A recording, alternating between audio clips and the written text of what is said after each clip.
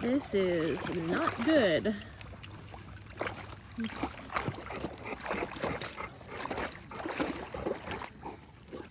Every January I've lived out here, past 15 years, it has been frozen solid, close to -30 this time of year.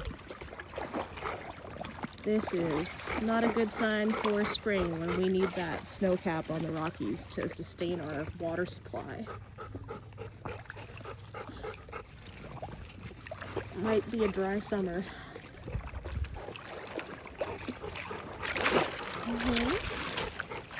Good girl. Susie's enjoying it.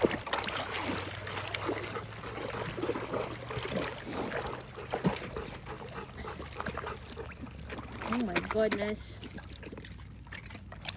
Oh my goodness.